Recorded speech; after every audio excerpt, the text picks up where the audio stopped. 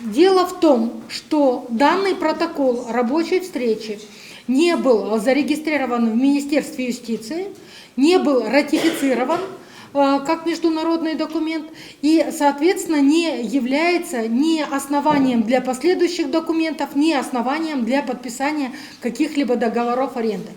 Наверняка каждый из вас читал этот протокол, пытался понять, что в этом протоколе такого преступного, и, наверное, заметили, что там идет отсылка на соглашение между странами за 2008 год.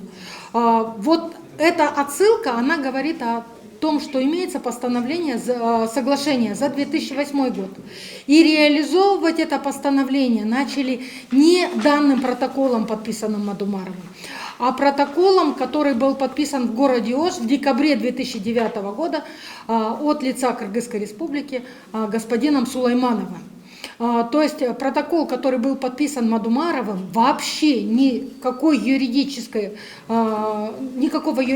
значения не имел и последствий тоже не имел, потому что по нему, как я уже выше сказала, договоров аренды не заключалось. И для нас, для всех удивление, как вообще спустя столько лет следствие в ГСУ смогло усмотреть, что виновен в этом деле, да еще и по статье «Государственная измена», именно господин Мадумаров. Что касается второго уголовного дела, наверняка вы в прессе тоже освещали и обсуждали данные вопросы. Мы узнали, что, оказывается, в мае месяце 2023 года в ГСУ МВД, это, наверное, самый легкий орган, куда можно прийти любому гражданину, обращается некий гражданин, который был в дальнейшем зарегистрирован в списке на выборы от партии «Бетон Кыргызстан» за 2015 год под номером 54. И этот господин пишет о том, что, оказывается, ему предложили в партии оплатить $50 000 за то, чтобы гарантированно получить свои 5000 голосов и получить мандат депутата Жигурку Кенеш. Хотелось бы отметить, что этот господин является юристом.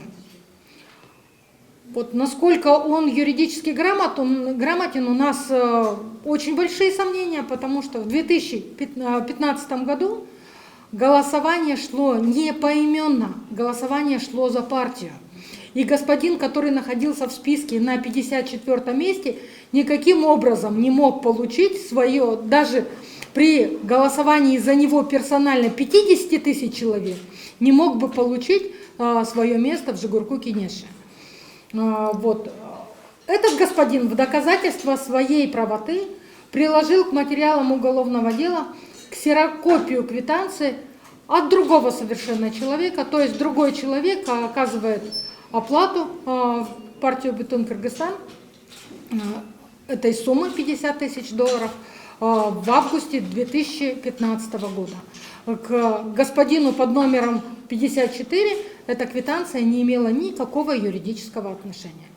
Тот господин, на чье имя выписана квитанция, к сожалению, ушел из жизни. И сведения о том, что и кто вносил, наверное, сейчас будет разбираться в суд, но в любом варианте на господина Мадумарова показаний не было.